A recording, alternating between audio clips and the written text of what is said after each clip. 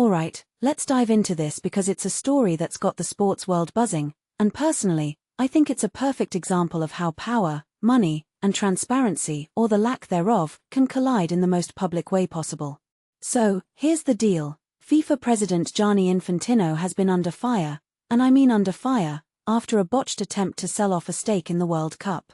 Yes, you heard that right, the World Cup, one of the most iconic events in sports, was almost partially sold off, and many associations claim they were left in the dark about it. What makes this really interesting is the sheer audacity of the move. I mean, the World Cup isn't just a tournament, it's a global phenomenon, a cultural event that unites nations. To even consider selling a piece of it without proper consultation feels like a massive oversight, or worse, a deliberate power play. Now, let's break this down. Infantino and his team had a plan: sell a stake in the World Cup with a mid-September deadline and a £30.1 million incentive for associations to agree. Sounds like a business deal, right? But here's where it gets messy. Multiple associations said they weren't even consulted, and the backlash was swift.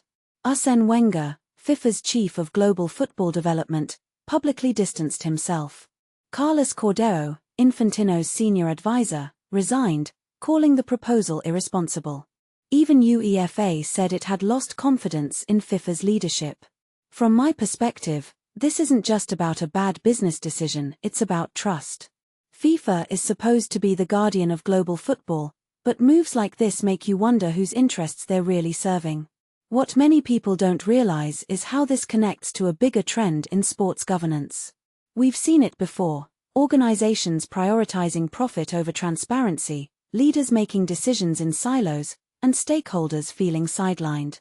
But what this really suggests is that FIFA might be out of touch with the very people it's supposed to represent.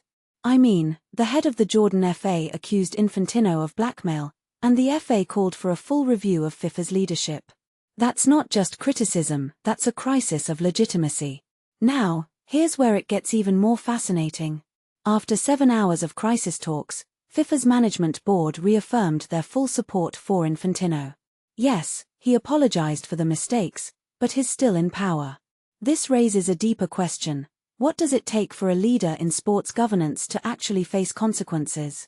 In my opinion, this isn't just about Infantino, it's about the system that allows these kinds of decisions to happen in the first place.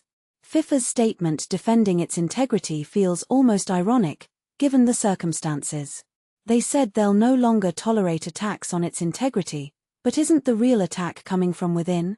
One thing that immediately stands out is how quickly FIFA withdrew the proposal after the backlash.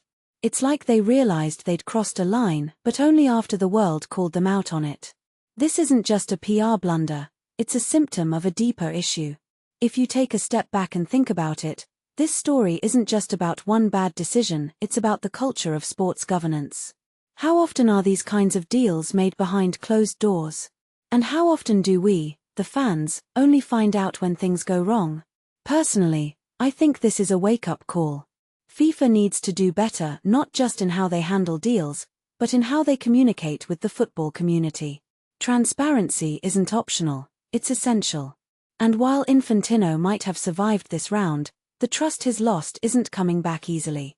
So, here's my closing thought. What does this mean for the future of FIFA and global football? Are we going to see real reforms, or will it be business as usual? And more importantly, what can we, as fans and observers, do to hold these organizations accountable?